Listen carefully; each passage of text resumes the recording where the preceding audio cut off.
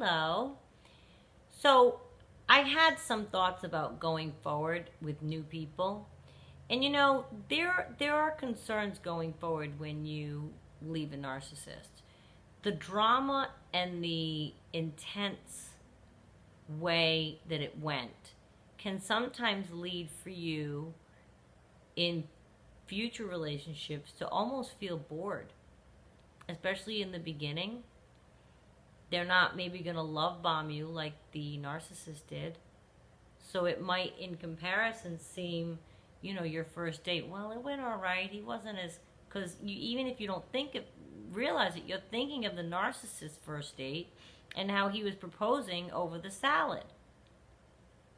So even though you now know that that's dysfunctional and you've left and you're on another date and you're with somebody else, it's going to be tough because I do think that we won't recognize a genuine person if they're not as expressive with their feelings. I mean, a genuine person, a person genuinely being interested in us, unless they're as demonstrative with their feelings as the narcissist was. This person, first of all, might not be dysfunctional. They may be truly thinking every single thing the narcissist said to you on the first date, but a non-disordered, healthy-minded individual isn't going to say that by the salad. They're going to take their time to get to know you and make sure you are what they think you are. Just like you are going to take your time in the future now to make sure they are who they say they are. A dinner could just be a quiet dinner, discussing, getting to know each other. It doesn't have to be an all-out, passionate, he sat on my side of the booth, he wouldn't let go of my face. It was like a movie. I don't want a movie. If it feels like a movie, narcissist alert, I'm sorry. I will take mundane, calm, nice first date over a movie any day. And that's coming from somebody who's always wanted the movie. Now I realize the movies are just the movies, right? And now I realize that if that's what you're getting, that's the love bombing. And it's a charge. It is a charge. So going forward, we all have to watch for that, me included. I haven't been on a date yet. We have to watch for whether or not we allow what happened to us in the beginning to seep into the beginning stages of this person. We cannot compare a new person with what happened with the narcissist. Please don't. Please don't ever say, and forget all the stuff that we've learned and say, oh, but those first 6 months, man, that was nice. Think about it. We've already described why they were manipulating us. I'll take a non-manipulative, careful person who tells me in 6 months how he feels over the narcissist experience any day. Any day. And 6 months is a normal amount of time. 3 months. 6 months. 4 months. By the salad? I don't want by the salad anymore. And I won't find it boring. It might feel different. We have to realize it might feel different. When you come off that first date, second date, 10th date with the narcissist before they're going into devaluing, you're walking into your house and you're spinning. That's what they intend to make you do. You're spinning. You're euphoric. Never experienced anything like this in your life.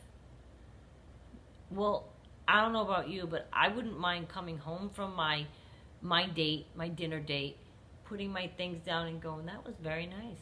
I like it. We're seeing each other again Friday. It was good. He seemed... You don't have to be spinning. There's no spinning. I'm not spinning. There's no spinning. And you want to watch for that because let me tell you something.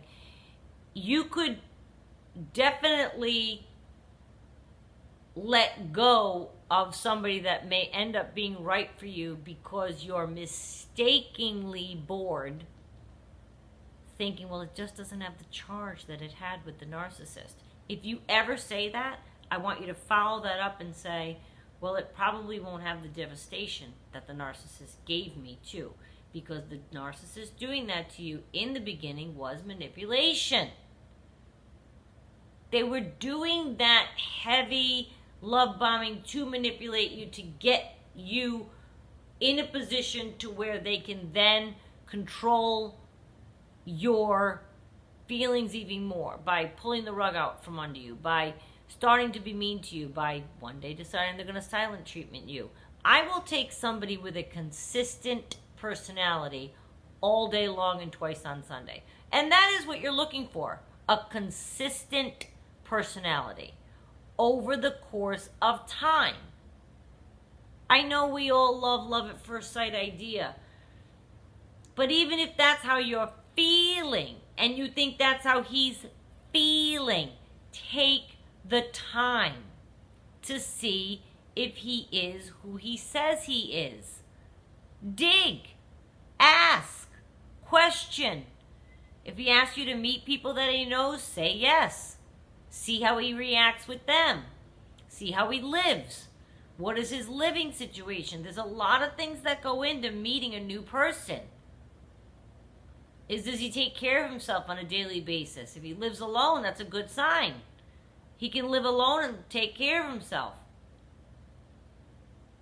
If he's flopping all over the place, he might be a narcissist. Maybe he just doesn't have any game and that's why he was boring. He might still be a narcissist if he's not love bombing you on the first date. They come in all spectrum, all shapes, all sizes. But generally they're going to love bomb you on the first date. You know what I mean? But I mean, he might be a narcissist who just maybe he's not into you. So date one, he doesn't say anything, and then when you're never going to hear from him again. You might have dodged more narcissists than you think. You might have, in a healthy way, repelled a narcissist more times than you think by challenging somebody or by speaking up for yourself or by questioning someone. You don't know. If you think it through, I bet there's been more people than you realize because they're more common than we realize.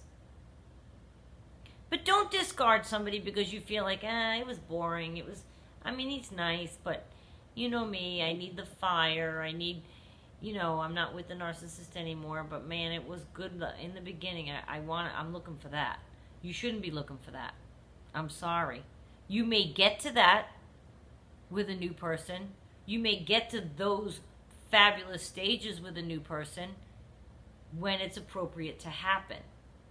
But I'm certainly not looking for that kind of fire in the beginning. Oh, God, no. And I will take it as a red flag if I see it.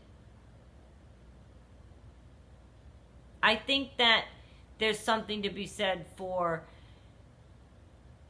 going slowly, taking your time, and that may feel boring compared to what the narcissist showed you. It may. I'll tell you, I'd sign up for boring any day if it meant that I was going to avoid a narcissist treatment. And this is where doing things for yourself comes into play also. And we talked about that you have to reestablish your life and what you like to do, and other habits and hobbies and visits you can make, and friends and family, and painting your house or doing a project or whatever it is. If the fuller and busier you make your life and get back to what you like to do, the less you're going to be concerned if your dinner date wasn't as fiery as it was with the narcissist. Because you're going to come off that date and you're going to have something to do, and you're going to have something to do tomorrow, and you have somewhere to go, and you have somewhere to be, and your whole existence isn't going to be wrapped up in this narcissist, in the new date. Like we allow it to happen with the narcissist. That's what we allow. I did. I 100% did. And I was not wanting a relationship. I was convinced into having one by the narcissist. He sold me. He dragged me out of my very happy singledom in order to be in a relationship with him. I won't let that happen again. I'll only do things when I'm ready. And that's how you should feel as well. And what allows you to be able to have that kind of strength is if you do fill in any pockets of your life with things that you have, so that you're not waiting and anxious and willing and ready to go out with them again right away, or to want them to fill in your time right away because you have nothing else in it, or you want them to fill a void because your kid went to college, or you want them to fill a void because you lost your job and you're feeling down on yourself, or you want whatever it is. They start calling you incessantly, and boy, we're saying yes to the narcissist because we're making every excuse to break down everything we thought we wanted in terms of boundaries, and boom, we're going to let them in. Take the guy with the boundaries. Take the guy who seems a little, maybe he's being standoffish because he doesn't know anything about you. Not even standoffish. When I say boring, I don't mean the guy's a dud. It might not be the fireworks that you had on date one with the narcissist is what I mean. So I'm putting in the lane of boring, meaning it could just be a regular dinner date. But you, the reason I'm using the word bored in the title, you may find it boring, but it's not.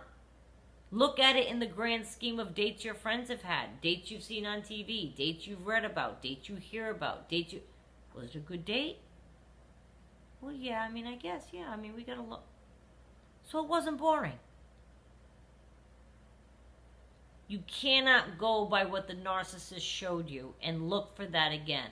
If you found that again, I would be worried for you. I would be worried for you. And I want you to see that behavior as red flags. Now, it's not to say it's not real. Maybe you will fall in love with someone and it'll work out that way. I still would make it have the test of time. And don't give in and believe everything they say. I'm not saying that there can't be someone who falls in love with you fast and that's how things go. I know couples 60 years that the guy would not leave the girl alone, and here they are still in love 60 years later. So I'm not saying that his consistency or persistence can't be a good sign, but I would weigh heavily with the consistency more than what happens on the date. If they're showing you a steadiness and a dependability, and they do what they say, and they say they're going to call you, and then they do, and then you go out and things are going, there's nothing wrong with a natural progression like that. I am slowing it up. I hope my speed is that of when I was 13 next time. And I don't care how frustrated or aggravated somebody gets. I don't care. My concern is myself. My concern is for you. I don't want you throwing away a good egg because you were bored. Because either consciously or unconsciously, you're looking for what you had with the narcissist. Oh my God. Oh my God. No. I will run so far in the other direction if that ever happens to me. Or test them. Test the time, questioning, challenging, ask them questions. It doesn't have to be the fireworks that you experience for it to be able to have the potential to be something real. And I don't want you to ignore somebody who might be a good person. Look at the person they are. Their value system, their set of morals.